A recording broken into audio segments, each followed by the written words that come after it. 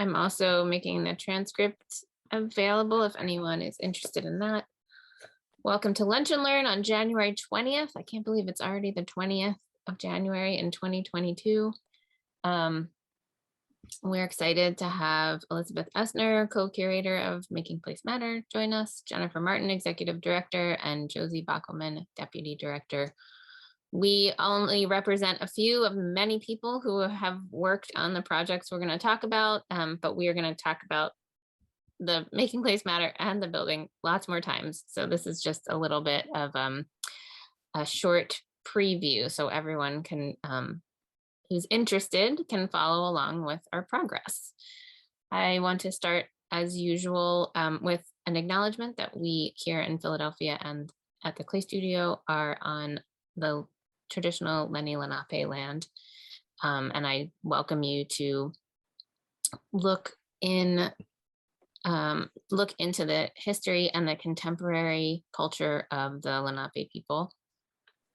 Okay, go ahead, Jen, take it away. Hi, everyone.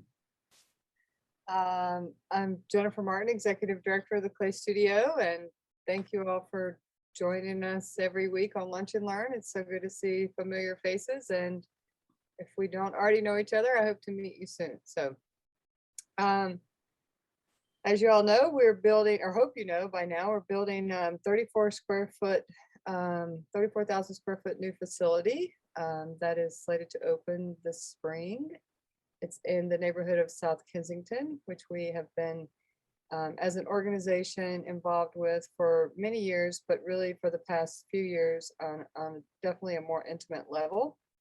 And our Climate Studio has been over in this neighborhood for at least the past maybe 15 years, I believe. And this view actually that you're seeing of these photos is actually taken from the studio of the Climate.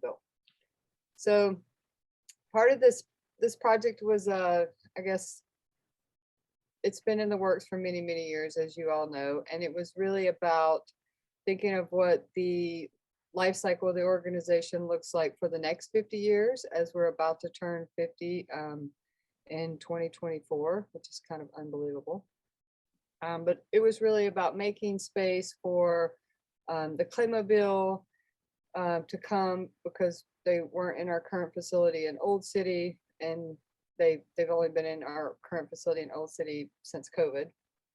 And it was really also about how to be a neighborhood centered organization, because Old City has been really good to the Clay Studio, but I feel like Old City's a little transient in a way, like people didn't grow up and live in Old City their entire lives.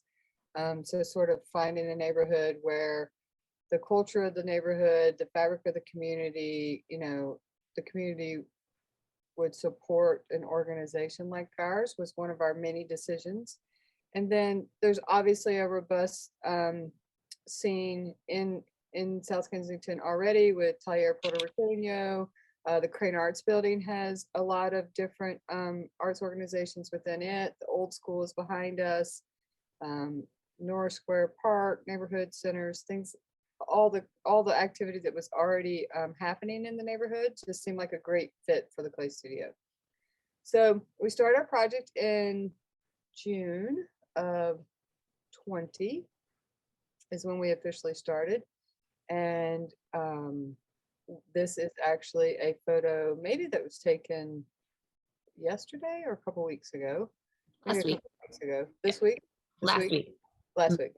I was gonna say, I think there's some more brick that have gone up since then, but so I'll just tell you a little bit about the building, and please feel free to ask questions as we go.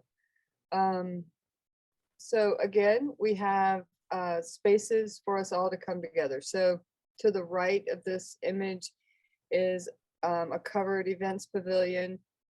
It can be for our outdoor festivals, hands-on clay activities that are sponsored through PNC Arts Alive. It can also be where our Claymobile vans pull into the studio and unload and reload the supplies that they need to take out to the schools. So that's an exciting new space for us. I guess I should mention we're everything that we currently have in terms of programming, we will have in our new building as well. So we're carrying all of our programs with us. So we're not eliminating programs. The growth, I think, for the organization was really just about right sizing some spaces, having some spaces for us to come together as a community, bringing the Claymobile home under one roof, and then really building out a more robust kids programming, which we don't currently have. And you may or may not know this, but we had the most demand in our school over the last 5 to 10 years, but our school is sold out with double-digit waiting lists. So really trying to address some of the demand for classes and maybe a variety of different classes that we could offer in our new building. So on the first floor, you're going to have our gallery that we have, very similar to what we have now, just a nicer footprint, I believe. And Jennifer and them will talk a little bit more about that later. We have our gift shop, our shop where we sell functional work. And we're going to also be selling some clay and tools. So that'll be open to the public as you can come into the first floor. Again, it's free to walk through the doors of the clay studio anytime you want to experience all of these things. And we are a nonprofit. I just have to throw that out there. I'm assuming everyone knows that on this call. So another exciting space for us is, we're calling it the demonstration window, but it's going to be really a multi-purpose space. For the first few months, it's going to be the visitor engagement gallery area. Jennifer will talk about that, but it could be, it could be used for multiple things. But the thought of it was, if people are walking by on the street, like, how do we make them feel welcoming and make them feel like the clay studio is a place for them to come in and experience clay? And we wanted them to know that we don't just display work, we also make things. So really trying to bring the activity and excitement that happens up on the second and third floor in the studios all the way down to the first floor at the ground level. So that's an exciting space. That's a new space for us. And then sort of as you move through the building, the second floor is the school. So we have additional classrooms, a larger glazing area, and a really robust chemical lab where you can mix glazes and experiment with different glaze recipes. And then the third floor is our artist floor. So we have our associates and we have our resident artist. So those studios, again, are just sort of, right size studios. We're keeping the resident artist the same size, which is 12, and the associate program the same size, which is 40. And then we have staff that are also makers.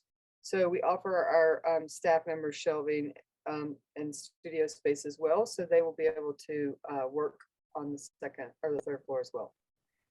One program that's been on hold, but was a huge success for the clay studio for many years, was our visiting artist program. So we hope to bring that program back, and that will be, there's a studio located on the third floor for that program as well. And we're going to bring it back in a slightly different capacity, where it's more of maybe a partnership with a larger or partnering organization. We can do joint programming, or we can use it as a way to engage our many alumni artists that we have locally and nationally. So we'll figure out all the details of that. We're excited to actually have the space to bring that program back, because we haven't had that program now for a few years, for sure, probably more than a few years.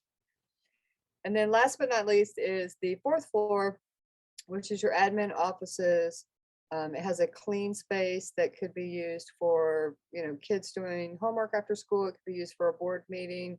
It could be used for our teachers to come up and give their class a lecture or show images of a project that they want to work on. And then it has, of course, another clay room. So it can function as a wheel or hand building room, but there's an additional room up on the classroom on the fourth floor that we can program classes in, or private events, things like that. There's a kitchen, which right now we don't have a kitchen, which we're really excited to have.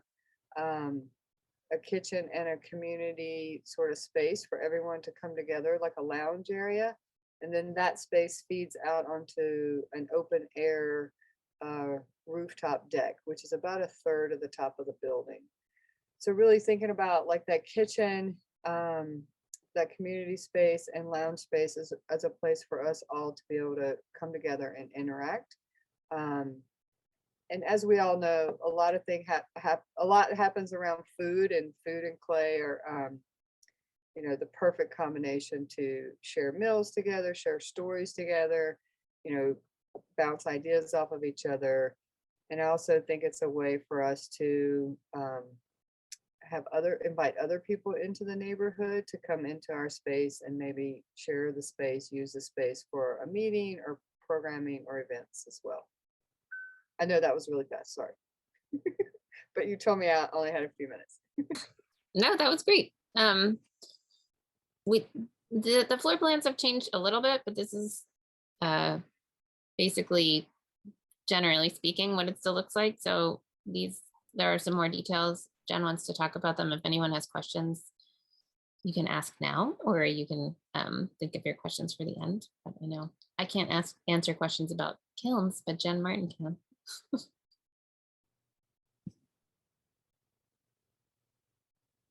Anything you want to point out particularly on here, Jen? Not necessarily. I mean, it's just really about offering a variety of different sizes for the kilns and different types of firing techniques. So we will have an indoor soda kiln, and we will have a couple what we're calling smart kilns, where you can sort of program the kiln, and then you can pull back up that cycle and be able to reproduce that same result every time, which I think will be, you know, really great for our students and artists to be able to get consistent results. Yeah, absolutely. I think just also looking at the floor plan and hearing how Jen walked us through the building really speaks to the mission of the organization and what we were hoping for in creating and producing this new building. And I just want to make sure that everybody understands that Jennifer Martin and Josie Bockelman were the ones who, you know, thought about how the physical aspects of the building will affect the culture of the organization, and really intentionally made spaces for people to interact, to promote community. So all of the classrooms and the artist studios, the sinks and the things like slab rollers and bigger materials are going to be in the hallway, so that people have to come out into the hallway to talk to each other and mix between groups, which doesn't really happen in our current building because of the way it's laid out. So that's really important. And also staff, artists, students, young people who are in the building are all going to be able to really eat lunch together in this space up on the 4th floor, outside on the roof deck, or inside in the room. And we really don't have that opportunity in this current building. So this is another way that all of us will be able to come together. And it's really, we already are a really strong community, but it's going to make a big difference, I think, to the whole group. So people are welcome. All of you are, I see many familiar faces. I hope people will come and visit us and take advantage of eating lunch on the roof deck with us when the weather gets better. Okay. If you haven't had a tour, I'm happy to give a tour. We will be giving a lot of tours in February and March. I will say, if you need access to an elevator, that I would wait more towards March, April for a tour. But if you're okay with the stairs, there's 4 floors, then please, you know, I'm happy to give tours now as well. So if you haven't seen the building yet, I'd love to take you through it. And just to give you a little bit of a sneak peek of what the building looks like right at this moment, because the hard hat tours are pretty fun. This is a view of the gallery. So standing in the gallery, looking towards the front windows, you can see how beautiful and tall our ceilings are. The first floor ceilings are 16, 17 feet, Jen, is that right? Yeah, they're pretty tall. Mm-hmm. Yeah, and it's It is not only a game changer for our organization, but someone in the field said to me this week, and I realized that it was true. It's really a game changer for the field of ceramics to have a building that reflects how important this material and art form is within the wider context. There isn't another organization that will be this professional and sophisticated in terms of the building that represents ceramic art. So it's really very exciting. This is a view towards the front windows of the shop area. And this big door right here walks into the community studio, visitor engagement studio that Jennifer Martin mentioned. Oopsies.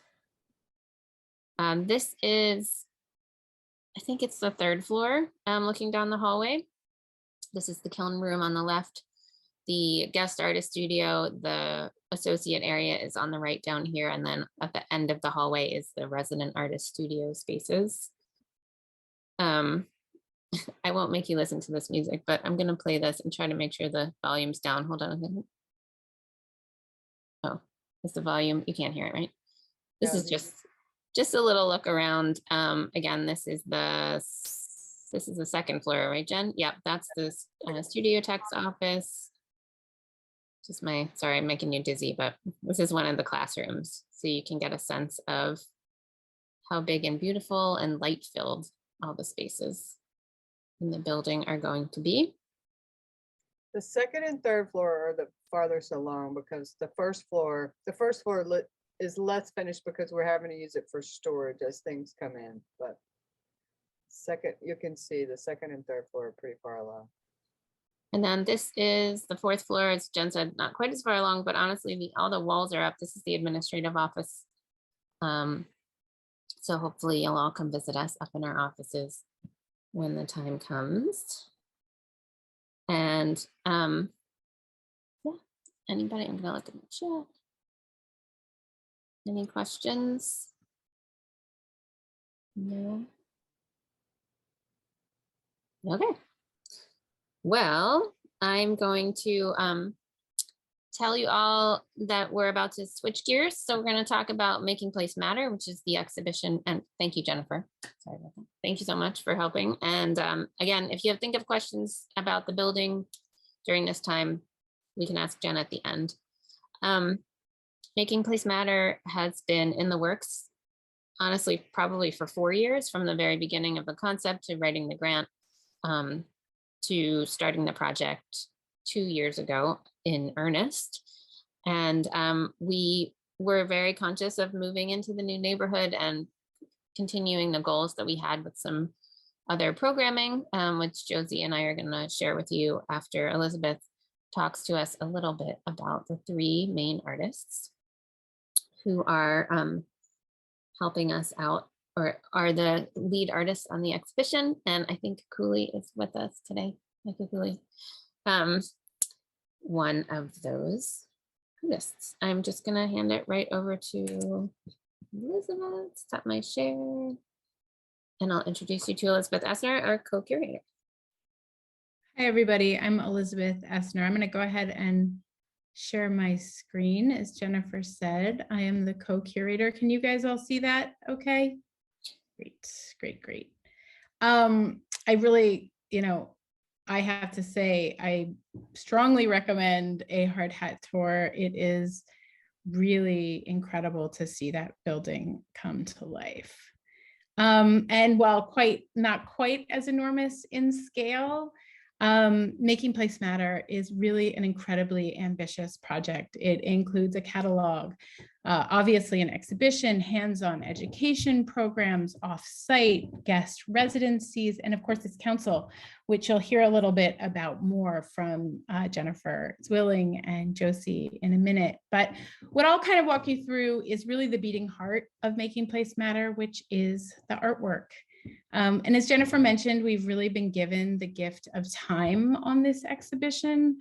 The artists that you see here, Molly Hatch's work on the left, Coulee Velardi's work in the middle, and Ibrahim Saeed's work on the right, They have all spent an enormous amount of time really thinking through the works that'll be on view in that incredible gallery this spring. And in thinking deeply about place, they have really brought their own cultural heritage, their own personal experiences, their own identity, and of course, their own artistic practices to this project. And place and ideas of place are really interesting, right? We all know where we are in place right now, but it can also encompass so much of our world. It includes our ancestry, our homeland, the places of belonging, our communities, and also our memories. And clay is this really also interesting material to think through meanings of place, right? It is the earth itself. And so it really becomes this very powerful metaphor for the many meanings of place. So here we have Ibrahim Saeed, the first artist that I'll talk about. And here you can see him on the left with his father learning pottery in his homeland of Fustat, Egypt, which is a bustling age-old center for ceramic production. It's located just south of Cairo. And Saeed really comes from a family of potters. He literally grew up in clay. Today, he lives in North Carolina. He's an Egyptian American now. He was a guest artist for the Clay Studio in 2015. He really blends his ceramic skill with a deep fascination for both historical Egyptian pottery and Islamic art and architecture. So each of the artists in Making Place Matter really respond in some very direct way to the sites and artwork of their cultural heritage. And for Saeed, the sculptural installation that you see in progress on your right is based on the mashrabaya, which you see an example of on the left. It is this traditional pierced screen that is usually made of wood and used throughout Islamic architecture. Really this kind of threshold between public and private space. And geometric patterning is really central to the mashrabaya and to Islamic art generally. These patterns have no beginning and no ending. They are infinite. And as such, they become this really beautiful metaphor for the infinite universe created by God, or in Saeed's case, Allah.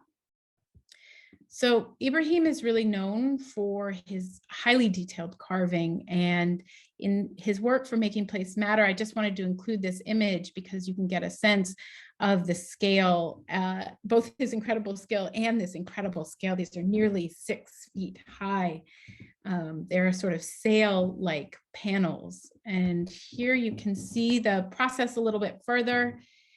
And while the mashrabaya was this initial inspiration, as Jennifer and I talked with him about the work, he realized that he sort of found himself thinking about the hours that he had spent in his youth sitting by the Nile River. It was right down the street from his house. This was a place of contemplation, watching the boats and the water flow by. And so you see these 3 almost boat-like forms with these ceramic panels bending and flowing almost like sails. And he ended up calling the work On the Bank of the Nile. The bases that you see here are will be covered in marquetry. And this is actually a skill he taught himself for this project, which is an incredibly difficult skill if you know anything about woodworking. The patterns he uses a compass and a ruler, but the patterns are not drawn from history. They're really from his own visual vocabulary. And for each kind of boat and sail form, the patterns will match between the two. So our second artist is Molly Hatch, who you see here making one of the pieces that will be in Making Place Matter. It's called Ouroboros. And she works in what she calls plate paintings. And plates are really interesting because they take on this dual meaning. They can be both sort of givers and keepers of cultural memory. Molly had her first solo exhibition at the Clay, her first major, I should say, solo exhibition at the Clay Studio.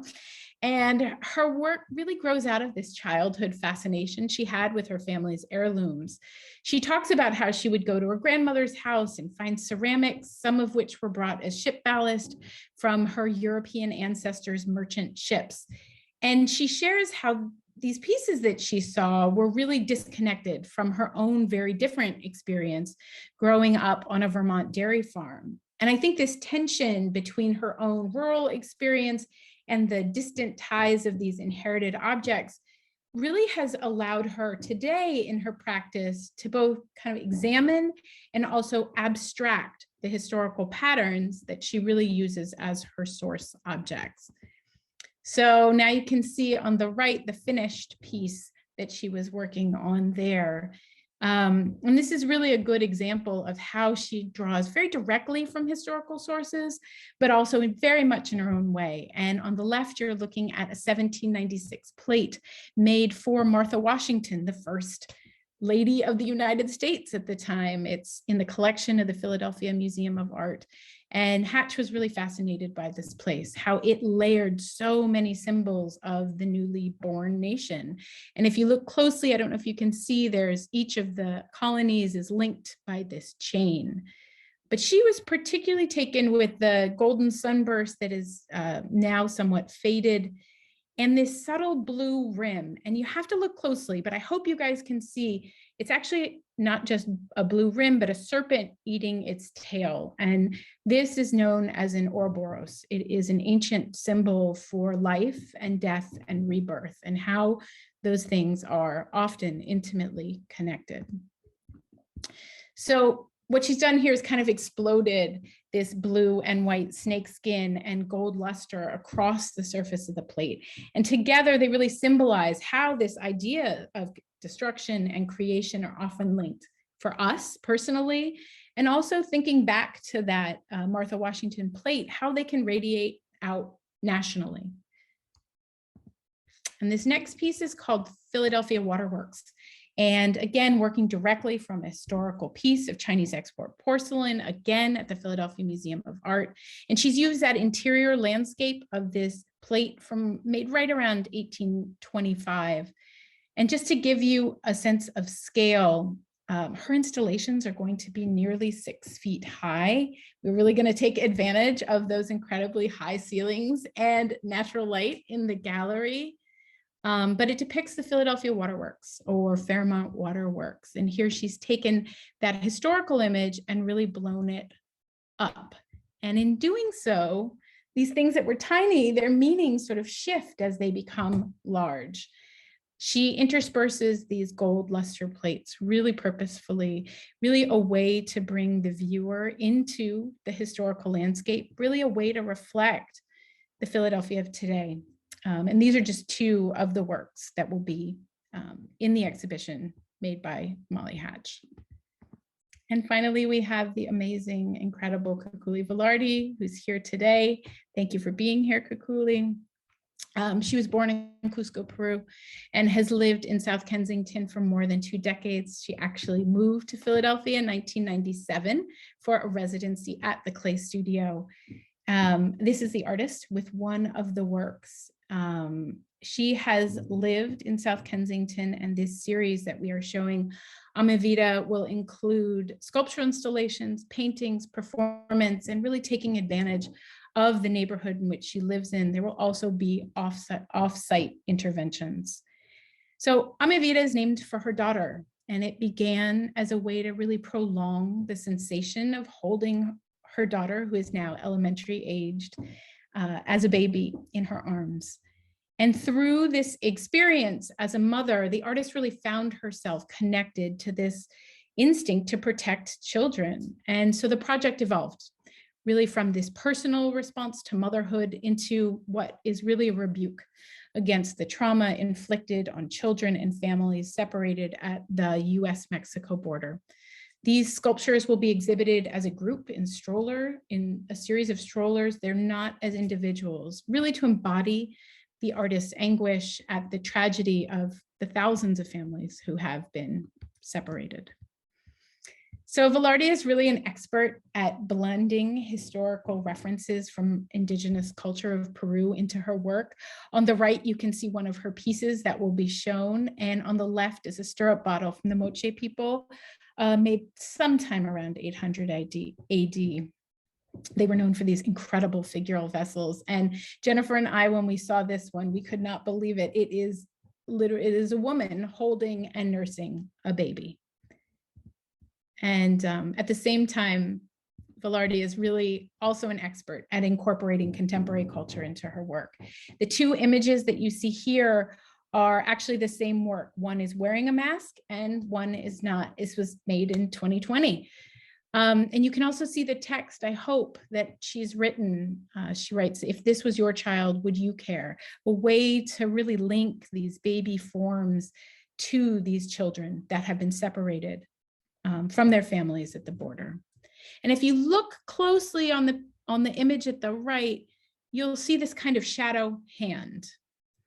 And what she has done is included these hands on each of the pieces in the series. She really illustrates her own touch. And these will be used in a performance with dancers holding and passing the baby forms between each other. These hands then become their guide. And of course, clay is this really incredible material metaphor. Because it breaks easily, it is a reminder of how, of course, we need to nurture the fragile life of a child. So I love that link to motherhood in turn links to care, which in turn links to community. And so that's a nice way to pass it back to you, Jennifer and Josie, to talk a little bit more about some of the other parts to this project. Thank you, Elizabeth. You're always so incredibly eloquent. I really appreciate your sharing all that wonderful insight into the work. And we have been thinking and looking at images and looking at things in person and studio visits, but the thought of all of these in the gallery together is nearly overwhelming in how excited I am. And there was one particular thing you said about Molly's piece with the scale shifting of the small details in the plate to the large, and it made me think of the clay studio in general, that the meaning shifts when the scale shifts. And I think, again, that's what's going to happen with our whole institution and our community and friends who are here with us today. So thank you. If you want to, oh, sorry, go ahead. Yes, can you stop the share? Yeah, I don't know, can you? Yeah, oh yeah, here we go. There we go. I couldn't find it. Thanks, that's okay. I think I could figure out how to do it myself, but so segueing into the conversation about the process to build the show is where we will go from here. And what is important to remember that I think about often is a moment, again, I think I mentioned probably 4 years ago when Josie came to my desk and she said, okay, we know where the building is going to be. We already do work there with Claymobile. Josie said, I want to make sure that we increase that presence, and we really need to think of how we can connect our exhibition programming directly with the community. And I hadn't worked that way before, but was so excited and just so grateful to have a colleague who has so much foresight and always is thinking about the community and always is thinking about how we can be of service to others. It's really, really special. So I'm just going to show you these couple of images and then I'll stop the share so Josie and I can have a bit of a conversation. I just wanted to show this to make sure you understand that we are working with all of these organizations in South Kensington. We are very aware of the rich cultural heritage that already exists in the neighborhood and how much people are already working. We have used the phrase that we have asked the neighborhood to welcome us as we have asked to be welcomed as kind of the guiding light of how we're thinking about this. We are not an organization that says like, hey, we're so great. You're so lucky that we're coming. We're coming in and saying, we know you guys are amazing. We hope that we can be an important part of your community. Please help us understand how to do that. And then of course, the staff who've been working on this project. I want to acknowledge Ana Jimenez, who is with us on the call. She just recently, congratulations, took a new role. We miss her, but she was a major part of the chunk of organizing this. Elizabeth, of course, is the co-curator. Maria Albornoz, I think, is here too. Hi, Maria. Our community organizer, helping us stay connected to that community. And then Raymond Rourke, who is the graphic designer of the Clay Studio and is an essential maven of communication and always thinking about how the right way to say something to really get our meaning across the right way. Okay, stopping that share. And if Josie, you want to take yourself off mute, I just wanted to share with everybody this idea that we talked right away. As I said, you came over and threw down the gauntlet in a good way. But do you want to talk a little bit about those initial thoughts you were having about what it would mean for us to move into a new neighborhood? Well, thanks, Jen. Thanks for the introduction. And I think it was as simple as, it was probably a 2-year process of picking that location. And then once that was set, it became essential to sort of really connect deeply with the different neighbors and neighboring organizations in South Kensington. And, right away, we sort of focused Claymobile programming around making sure that we reached, although we have historically worked with lots of the schools in that neighborhood, of really being purposeful with focusing a lot of our resources there. And then we have our amazing hands-on clay programming that is funded by PNC Arts Alive, and really focused also a thought about how do we connect with all of the different festivals and events happening in that neighborhood. And then we got this funding through the creative communities through the William Penn Foundation for the Maker Days. And it just happened to be that Jen, through the artistic programs, then also received funding for the Clay and Conversations. So we ended up having these simultaneous projects that happened throughout the summer of 2018. So Maker Days was really initially conceptualized to make plates for a community dinner that was being planned through the South Kensington Community Partners, and really wanting to celebrate the neighborhood. And the 2 lead artists were Hope Rovelto and Hiroe Hanazono, who both live in the neighborhood, and Hope was very actively working in the community for many, many years. And Hiroe is sort of our expert on how to pull off making 500 plates over one summer. The plates came together as these moments where we would go to different festivals, smaller, more intimate events, and both the community would make a plate and then decorate a plate with decals sort of inspired by the neighborhood. But what became so interesting for me is the simultaneous plate project, Jen, with the Clay and Conversations, and the difference between that project being the Clay and Conversations being such an intimate connection with the community. I don't know if you want to talk more about that. Yeah, so we had this wonderful, as Josie was saying, opportunity to really work together, which was also the seed of this understanding that when we go into the new building, we would have the opportunity to, for the first time ever, connect our hands-on programming with the exhibition space.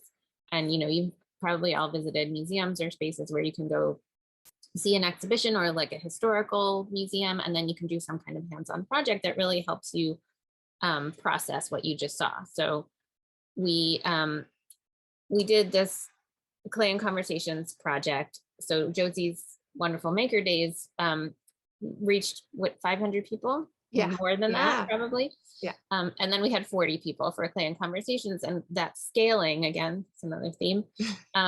We got to meet with those 40 people 4 times, and we used a clay project as a way to kind of focus our minds and focus a question on. The questions were things like, what do you think is special about your neighborhood? What makes you think of home? What do you hope for the future of your neighborhood? And each time we had our 2 main artists, Roberto Lugo and Jenny Schenker, would lead the projects. And then Josie and our amazing arts educators at the Clay Studio would facilitate everybody in the room making these great things. And we realized right away that we had formed strong connections. I mean, that sounds so silly to say out loud, but it was true that by the second time, or definitely the third time, we knew everyone's name and we were feeling like a community because we had done this project together. So at the end of Josie's project, or Maker Days, there was this amazing dinner, and I want to express to everybody how cool it is that they managed to get everyone who had made these plates throughout the whole summer to come to this dinner. And then the staff actually was able to get each person their particular plate that they had decorated. So like, that's amazing. And then the Clay and Conversations folks also joined us for that. And it really solidified this feeling. We also realized that we need to keep those connections going in order to maintain the relationships that we had built. And we knew there might be more of a lag than we were thinking between that project and when the building would be finished. We did not anticipate the pandemic making it even longer, but we've decided to form a council. So anyone who is involved in any of these projects were invited to join us for the Making Place Matter Council. During this process, we also realized that we were definitely trying to reach out to the neighbors, but we were also trying to unify the new neighbors with our current community. So that also became one of our mantras, unifying these different groups of people. And within the Clay Studio already, there's many different affinities. So having everyone come together meant that we had people from different constituencies in the group. We had to start meeting on Zoom initially, but because we knew the power of having these projects, these hands-on projects, we worked really hard, and Maria did a lot of this legwork, getting everybody a physical kit so that they, during the Zoom meeting, could all have the same clay project to work on. And Maria led those during those meetings. So it's really, really special. Yeah, and I feel like even as, you know, there would be some bit of talking at the beginning of these Zoom meetings, and then everyone would settle into this beautifully led project by Maria. And it was just, you could sort of feel even over Zoom the energy change once everybody sort of had their hands in clay. It was really beautiful. Yeah. Believe me, we would have traded the Zoom yes, delivered kits for in person, but we didn't have a choice. So then we also invited some experts to come talk to us. We had Young Kim, who is a museum educator at the Philadelphia Museum of Art, come and do a slow looking exercise with us. We have Kelly Morgan, who is another amazing curator. She's actually our evaluator, and she's going to be leading the next council meeting as we're writing some labels that will be on view in the gallery that are written by the council members. So labels from the curators and labels from the community to show, again, that we're changing the framework of how we do exhibitions, how we plan exhibitions, that they are now community integrated, and want to make sure that we're asking for feedback, asking for opinions, hearing suggestions from people, and then doing everything we can to make sure everyone feels welcome, not just walking in the building, but walking into the gallery. Certainly having been involved in the process makes you feel like you have agency and that it's a really meaningful place for you to be. And then the first time we got to be together, maybe Josie could talk about this project a little. Yeah, so we sorry, that's my dog. We decided to, one of the things to focus on for the council was really designing the exhibition furniture and how it's going to serve the viewer. So we had this really fun afternoon at Taller Puerto Riqueño, and Tiny WPA, who's based in West Philadelphia, is making the furniture, and they really focus on community making and participation and of designing of spaces. So everybody sort of broke into different projects or different teams and really thought deeply about what kind of seating would serve them and potentially other people in the community in the best way. It's a really wonderful day, and what they made was incredible. Yeah, and then not only did they get to do that design, but we also they did some testing and prototypes, but then they invited us to their studios and we got to go and I did a lot of planing of wood through the big planer. Other people got to cut things and put things together. So the actual furniture that will be in the gallery for people to use is at least partially built by our council members, which is really exciting. And we know the power of clay, the power of actually building furniture and being taught how to use these tools is, yeah, it was pretty exciting, very empowering. That's the word I'm looking for.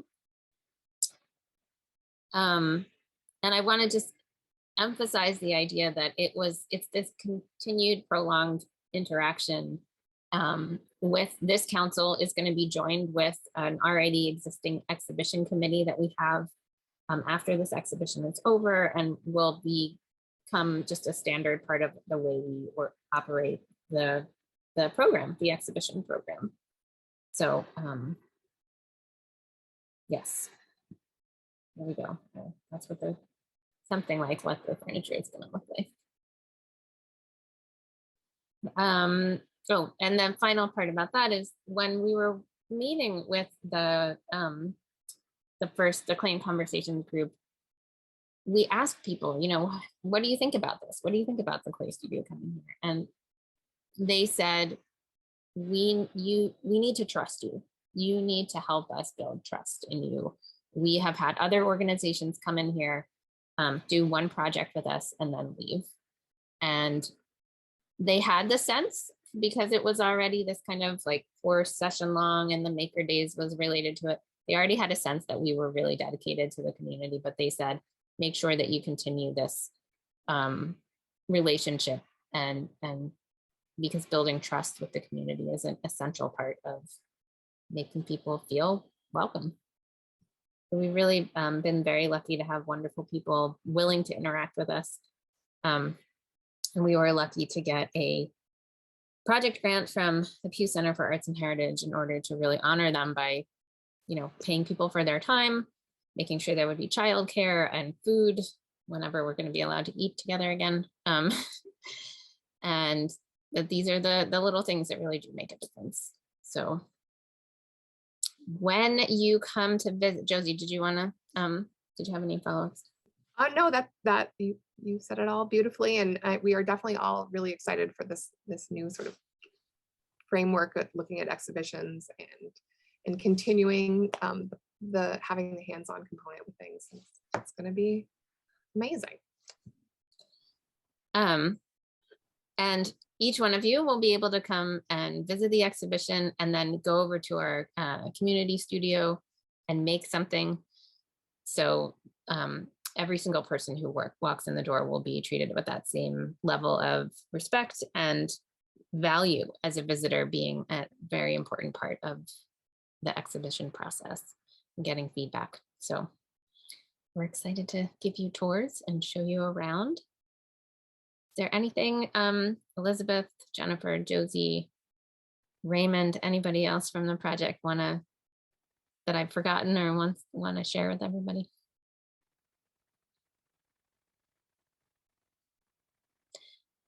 I was looking in the chat to see if there are any questions. Anna, you are still part of the project. You certainly are. Anna's going to be doing some important translating work for us. That's another thing to mention. We have been working with the community, and there is a large Spanish-speaking population. There's also an Islamic center, and there's an Arabic-speaking population there. And we were working with the council to, what we were first saying, translate the title Making Place Matter into Spanish and Arabic. And after some really meaningful, wonderful conversation with this group, we realized that we don't want to translate. That's not the right word, because it puts the English version in the primary spot.